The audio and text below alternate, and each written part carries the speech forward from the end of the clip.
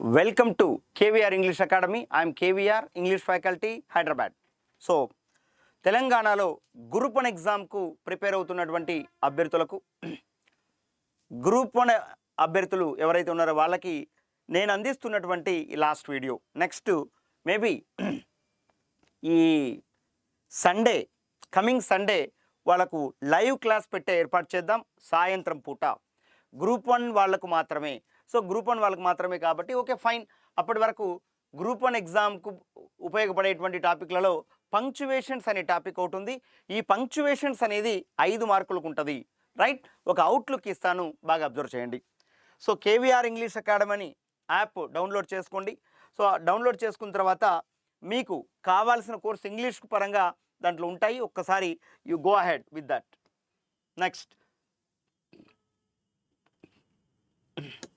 మన యాప్లో ఏమేమి ఉంటాయి, కేవీఆర్ ఇంగ్లీష్ అకాడమీ అనే యాప్ డౌన్లోడ్ చేసుకున్న తర్వాత ప్లే స్టోర్ నుంచి TSPSC group 1 general English course, TSPSC group 2 group 3 general English course, TSPSC group 4 general English course, APTS police constable English, APTS SI English course, TET DSC English course, TSPSC previous English questions explanation course, English practice bits course. ఇవి మనకు ఉన్నటువంటి కోర్సులు.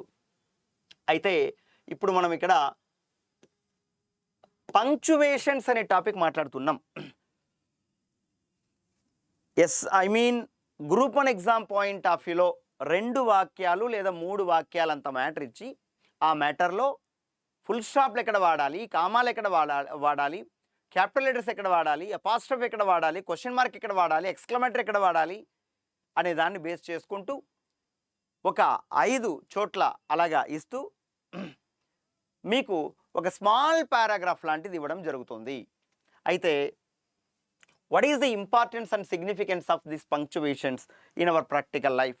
whenever you write something, right, whenever you are going to communicate with other person, right, in writing, how do you communicate during that time? What is the importance and significance of this writing skills? So punctuation means the right use of putting stops. Punctuation means the right use of putting stops. ఎక్కడెక్కడ ఈ stops అనేవి వాడాలి ఏంటి అనే చెప్పేటటువంటి ఆ మాటల్ని మనం ఏమంటామంటే పంక్చువేషన్స్ అనేసి అంటాం. So passes, intonation and tone. So punctuation helps a lot while reading and understanding the particular sentence. ఒక పర్టికులర్ వర్డ్నైనా పర్టికులర్ సెంటెన్స్నైనా అర్థం చేసుకోవాలి అంటే appropriate usage of punctuation is very important. ఆ పంక్చువేషన్స్ కరెక్ట్ వేలో ఉపయోగించడం వల్ల నీకు ఆ రాసినటువంటి వ్యక్తి ఏ మూడ్లో రాశారు, ఏ సెన్స్లో రాశారు అనేది బాగా అర్థమవుతుంది, right, రీడర్కి. Punctuation marks are used to express appropriate meaning of the words and sentences. ఈ పంక్చువేషన్ మార్క్స్ అనేవి అప్రాప్రియేట్ వర్డ్స్ను ఎలా ఆ వర్డ్స్ ఎలా యూజ్ చేయడం జరిగిన సెంటెన్స్లో అనే వాటిపైన క్లారిటీగా మీకు తెలియజేస్తుంది. Next, the following are the very important punctuation marks. మనకు ఉన్నటువంటి punctuation marks, important punctuation marks ఏంటి అంటే ఒక్కసారి చూడండి.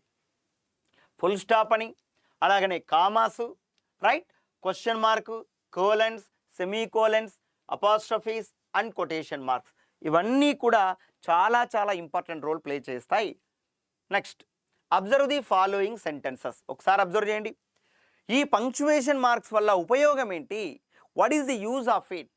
ఎందుకు నేర్చుకోవాలి అంటే ఒక దగ్గర కామా పెట్టాల్సింది ఇంకో దగ్గర కామా పెట్టేస్తే ఎలాంటి అర్థం వస్తుంది? ఒక దగ్గర ఉపయోగించాల్సిన పంక్చువేషన్ మార్క్ అక్కడ ఉపయోగించకపోతే ఎలాంటి మీనింగ్ వస్తుంది? దానివల్ల ఎన్ని అనార్థాలు జరుగుతాయి అనే దానిపైన అవగాహన మీకు వస్తుంది. అబ్జర్వ్ చేయండి ఒకసారి. సో స్టాప్ అంటే ఆగిపో, నాట్ హ్యాంగ్ హిమ్, వాడిని ఉరి తీయొద్దు అని అర్థం. స్టాప్, ఆగిపో, నాట్ హ్యాంగ్ హిమ్, అతన్ని ఉరి తీయొద్దు అని చెప్తున్నాం.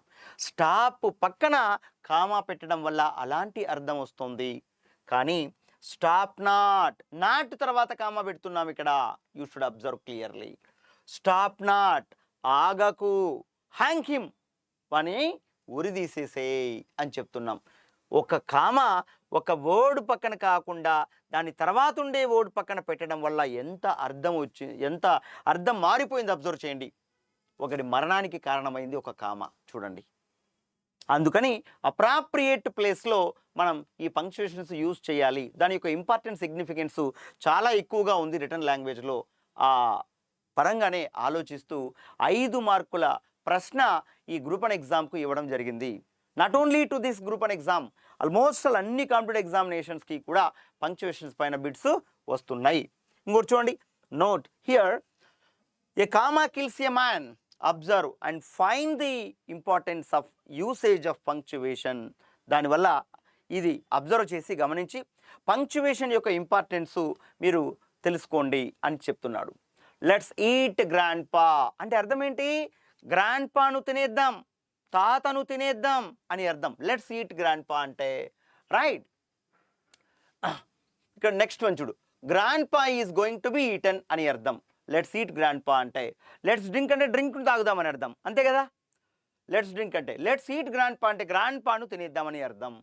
రెండో చూడు, బాగా అబ్జర్వ్ చేయండి, లెట్స్ ఈట్ తర్వాత కామా వచ్చింది, రైట్. గ్రాండ్ పా అంటున్నాడు అంటే గ్రాండ్ పాని అడుగుతున్నాడు, తిందామా ఇక అని. So here inviting grand pa to eat, you are inviting your grand father to eat something there. So see the difference after using this comma.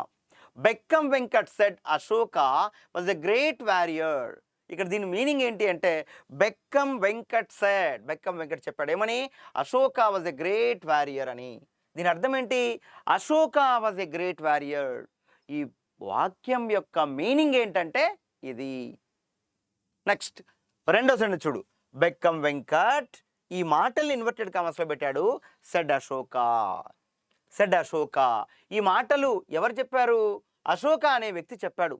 Bekkam Venkat was a great warrior.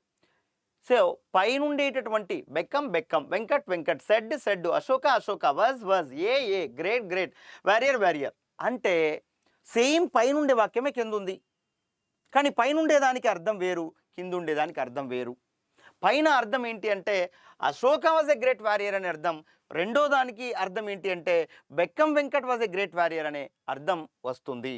అంటే ఆ punctuations అనేది ఉపయోగించడం వల్ల, అప్రాప్రియేట్ ప్లేస్లో ఉపయోగించడం వల్ల నీకు అర్థాలు మారుతూ ఉంటాయి. బాగా అబ్జర్వ్ చేయండి.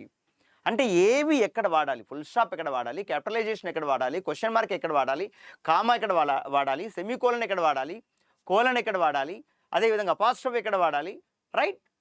సో ఇవన్నీ కూడా చాలా చాలా important. Next one C, women అంటున్నాడు. ఉమెన్ అంటే ఏంటి? స్త్రీ. ప్లూరల్ ఏంటి? Women, WOMEN women. Man singular, men plural.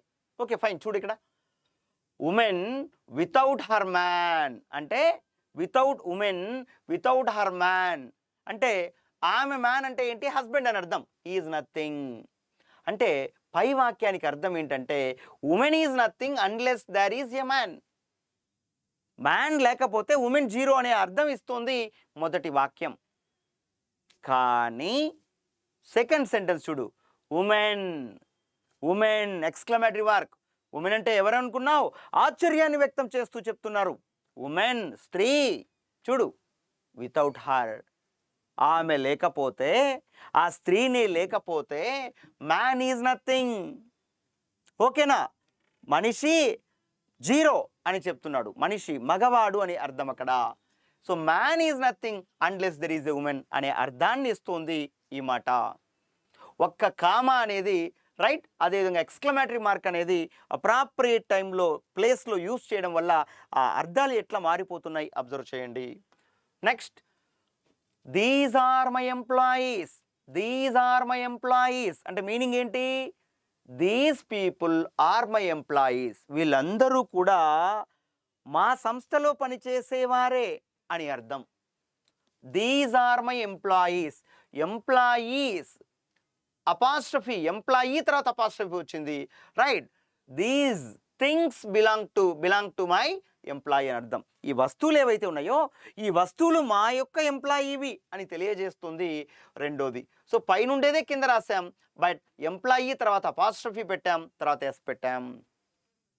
Now these are my employees అంటే these things belong to my employees అని అర్థం.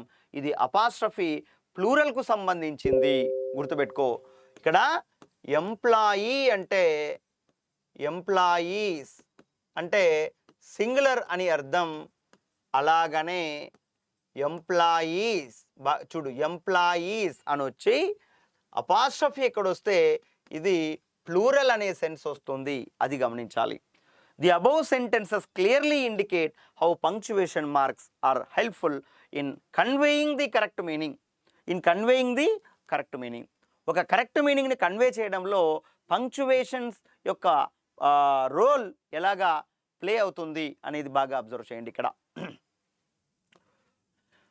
అయితే ఎండ్ పంక్చువేషన్స్ అని full stop, question mark, exclamation mark అని, ఇంటర్నల్ పంక్చువేషన్లో semicolon, colon, comma, quotation marks, ellipsis అని, word పంక్చువేషన్లో apostrophe, hyphen, capitals అని.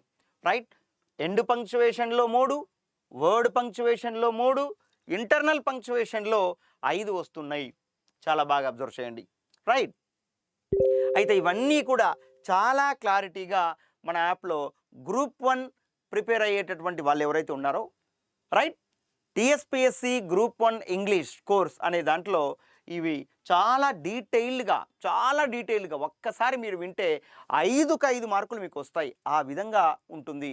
ఒకసారి ఇవి జాగ్రత్తగా వినండి. ఇప్పుడు ఆఫర్లో కూడా ఉంది కాబట్టి మీకు తెలుసు, అన్నీ మన కోర్సులకు సంబంధించి అన్ని ఐడియా ఉంది కదా. ఏంటి ఆ కోర్సులు? ఈ కోర్సులన్నీ ఉన్నాయి, ప్రజెంట్ ఆఫర్లోనే ఉన్నాయి. సాటర్డే సండే వరకు కూడా ఆఫర్లు ఉంటాయి. సండే యూట్యూబ్ లైవ్ ఉంటుంది గ్రూప్ 1 ఆస్పిరెంట్స్కి. ఈ టైం అనేది రేపు ఇంటిమేట్ చేస్తాం. సండే నుంచి యూట్యూబ్ లైవ్ అనేది ఉంటుంది ఈవినింగ్ టైంలో. వాళ్ళకు డౌట్లు వచ్చిన వాళ్ళకు ఎక్స్ప్లెయిన్ చేస్తూ ఉంటాను. రైట్. సో గ్రూప్ 1 ఆస్పిరెంట్స్ ఎవరైతే ఉంటారో వాళ్ళకు ఈ 4 రోజులు అప్ టు సండే వరకు ఆఫర్లో ఉంది కాబట్టి, మళ్ళీ ఎక్కువ అవుతుంది కాబట్టి you please follow KVR English general English course. మళ్ళీ నేను చాలాసార్లు మీకు చెప్తున్నా, ఎట్టి పరిస్థితుల్లో ఇది మొదటి ఎగ్జామ్. గ్రూప్ 1 తెలంగాణ చరిత్రలో మొట్టమొదటిసారి మీరు రాయబోతున్నారు గ్రూప్ 1 ఎగ్జామ్. ఈ మొట్టమొదటిసారి రాసేటటువంటి ఎగ్జామ్లో మొట్టమొదటి పేపర్ గ్రూప్ 1లో ఇంగ్లీష్. ఈ పేపర్ బాగా రాస్తేనే ఈ ప్రభావం నెక్స్ట్ ఎగ్జామ్స్కి ఉంటుంది. కాబట్టి ఇందులో మినిమం 100 మార్క్స్ రావాలని మానసికంగా ఫిక్స్ అయిపోండి. నేను ప్రతిసారి ఈ మాట మీకు చెప్తూ వస్తున్నా. పాస్ మార్కులు అనే మాట పక్కన పెట్టండి, ఓకేనా. మినిమం 100 మార్క్స్ రావాలని అనుకోండి. Right. All the best all of you. Thank you.